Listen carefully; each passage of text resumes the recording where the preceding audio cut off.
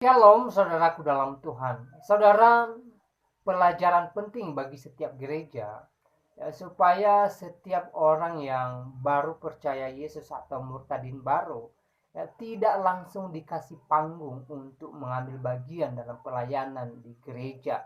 Ya, alangkah lebih baiknya kalau ada murtadin baru, kalau ada orang yang baru percaya Yesus, harusnya mereka belajar Alkitab terlebih dahulu.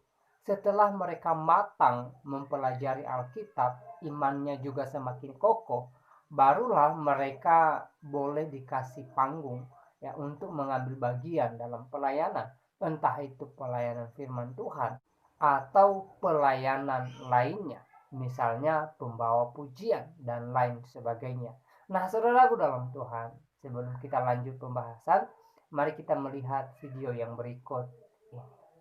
Nah, agama karena kan sensitif. Ya, intinya kita nikah secara Intinya kita muslim. menikah secara muslim. Dan kalau mau nikah kan harus dimualafin dulu. Nah, agama karena kan sensitif. Ya, intinya kita nikah secara Intinya kita muslim. menikah secara muslim. Dan kalau mau nikah kan harus dimualafin dulu. Terus kan dengar salah satu alasan ke Arya itu harus Kapin kan harus muslim dulu ya. Iya, intinya kita nikah secara Islam. Tadi kita mau nikah di luar negeri, cuma kebelet nikah. Jadi akunya udah nggak tahan. Nggak bisa lah kalau nggak nikah, kita nggak bisa dong pegangan tangan tiap hari. Nanti ada setan lewat, hamil duluan. Ya, kan aku bilang ya, daripada mendingan melendung.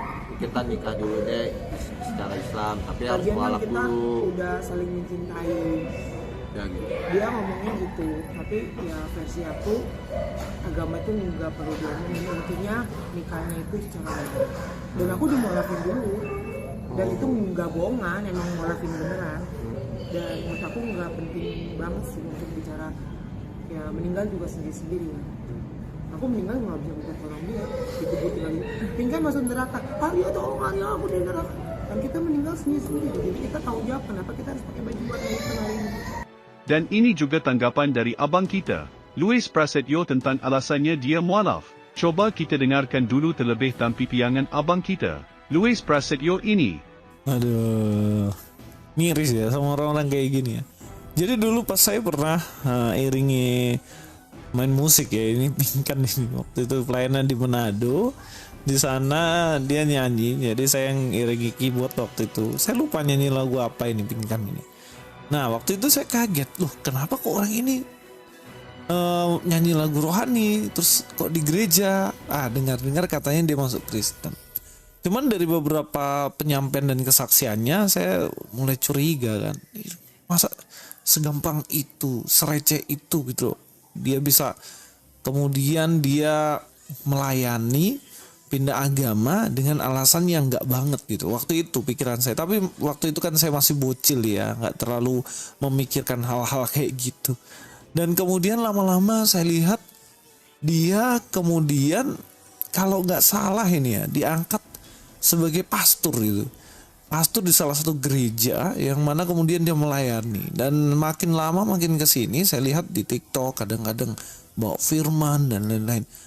Saya pikir gini ya, saya aja kuliah teologi tuh bertahun-tahun baru bisa istilahnya mengajar menafsirkan Alkitab, berkhotbah dengan pendalaman Alkitab. Ini orang yang baru tahu, kemudian sudah diangkat pastor, kemudian bahasa Alkitab tiap hari. Dan kalau nggak salah waktu itu muncul di salah satu TV dengan dandanan dan lain-lain selayaknya artis lah ya. Selayaknya artis ya wajar. Bagi seorang artis itu wajar menurut saya. Tapi bagi seorang pastor gitu kayak nggak cocok gitu. Dan ada beberapa statement cetukan dan lain-lain yang aneh gitu. Dan waktu itu benar-benar mengganggu saya. Kok bisa orang yang seperti ini kemudian diangkat untuk menjadi seorang pastor gembala, kan ya agak aneh gitu yang angkat ini. Dan sebenarnya ini harus menjadi koreksian bagi gereja-gereja juga. Saya nggak pernah setuju dengan gereja-gereja yang mana orang yang baru pindah agama dan kemudian sudah dikasih kepercayaan untuk menjadi seorang pemimpin leader dalam gereja. Nggak bisa, dia harus belajar dulu baik-baik. Dan kemudian kalau kita lihat ya, bahkan dalam Alkitab kan dikatakan untuk menjadi seorang pemimpin rohani, janganlah orang yang baru percaya. Justru itu akan menjadi batu sandungan. Ini bagus menjadi koreksian bagi gereja-gereja, supaya orang model begini yang mempermainkan imannya hanya untuk sesuatu yang receh, itu nggak dikasih kesempatan. Mereka yang bertahun-tahun belajar Alkitab, justru mereka lah yang sebenarnya bagus untuk jadi leader. Bukan mereka yang ujuk-ujuk gitu loh. Itu jelas nggak bagus. Terutama untuk alasan-alasan yang receh. Ini pun dia berpindah dari agama sebelumnya masuk ke Kristen, kemudian balik lagi ke agamanya dengan alasan-alasan yang nggak penting menurut saya. Kenapa saya katakan nggak penting? Sekarang aja ya, kalau kita lihat dari videonya, di mana dia mengatakan saya pindah agama karena saya sudah kebelet menikah.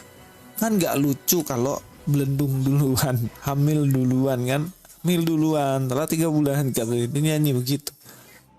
Jadi hanya sebatas itu dalam pernikahan konsepnya supaya tidak hamil duluan di luar pernikahan. Loh, ini konsep pernikahan yang di dalam iman Kristen jelas ini sudah sesuatu kekeliruan, sesuatu kesalahan. Dalam pernikahan, menikah itu bukan hanya sekedar karena kita ingin melakukan hubungan, bukan sekedar karena takut nanti hamil duluan. Loh, tidak seperti itu. Pernikahan itu adalah instansi, institusi, dia adalah sebuah lembaga yang mana tertua yang langsung didirikan oleh Allah. Tertua. Sebelum ada yang lain-lain, sudah ada pernikahan ini. Buktinya di Taman Eden, Tuhan sudah langsung menikahkan Adam dan Hawa. Jadi kalau kita lihat tertua begitu loh. Kenapa? Karena Tuhan memiliki tujuan yang mulia di balik pernikahan yang ada. Pernikahan itu kan seseorang yang berbeda jenis, mereka memiliki kasih cinta satu dengan yang lainnya. Dan bahkan pernikahan digambarkan sebagai hubungan antara Yesus Kristus dengan umatnya. Jadi seorang suami istri yang saling mengasihi itu sebagai gambaran untuk menjelaskan kepada orang inilah hubungannya Allah dengan manusia yang dikasihi. Baik, saudara dalam Tuhan, itu cuplikan videonya. Kita sudah simak ya, apa alasan daripada Pinka Mambo ya kembali ke agama lamanya setelah sekian lama menjadi orang percaya atau menjadi orang Kristen. Nah, saudara dalam Tuhan, soal dia berpindah keyakinan dari Islam ke Kristen lalu dia kembali ke Islam, itu sih urusannya dia ya. Kita tidak punya hak tentang itu, tetapi dia punya hak untuk memilih agama mana yang ia percayai.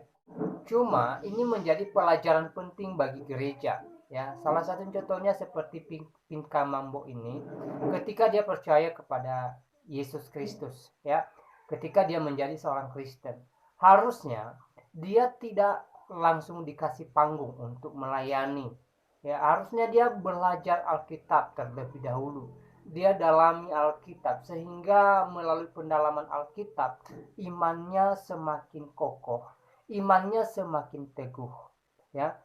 Jangan serta-merta ya mereka mengakui Yesus ya, mereka mengatakan mereka menjadi Kristen, lalu gereja yang memberikan panggung untuk mereka melayani ya. Itu tidak bijaksana, saudara dalam Tuhan ya. Harusnya mereka belajar Alkitab terlebih dahulu, mereka dibimbing oleh para pendeta ya, supaya iman mereka semakin teguh di dalam Tuhan, sehingga mereka tidak pelin-pelan dalam beragama, sebentar pindah ke sana, sebentar pindah ke sini. Sepertinya agama ini hal yang bisa diabaikan sama mereka gitu loh ya. Sekali lagi, soal mereka berpindah keyakinan itu urusan mereka, itu haknya mereka ya. Tetapi pelajaran penting bagi gereja terkhusus, supaya orang-orang yang baru percaya Yesus, ya, murtadin baru, jangan langsung dikasih panggung untuk melayani, entah itu pembawa pujian, entah itu penyampai firman Tuhan, ya, apalagi ya, jangan, ya. Alangkah lebih baiknya gereja, ya, membimbing mereka untuk mengenal Yesus melalui pendalaman Alkitab, pendalaman firman Tuhan, ya, sehingga mereka benar-benar teguh imannya, ya, dan mereka benar-benar mengenal siapa Yesus Kristus sebenarnya, sehingga mereka tidak mudah goyah, mereka tidak mudah berpaling, saudaraku dalam Tuhan. Ya, contohnya Pinka Mambo ini, ya, beberapa tahun lalu dia memutuskan untuk menjadi seorang Kristen. Itu sih ya sah-sah saja, boleh-boleh saja.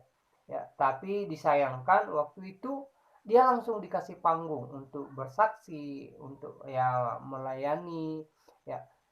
Ini kan kurang bijaksana saya katakan, ya. Dia harus lebih dulu mengenal siapa Yesus melalui pendalaman Alkitab harusnya. Nah, saudara dalam Tuhan, ya, selebihnya saudara bisa tanggapi sendiri. Silakan tulis tanggapan saudara di kolom komentar. Berikan tanggapan dan komentar yang baik, yang positif, terutama yang memuliakan Tuhan. Tuhan Yesus memberkati kita semua.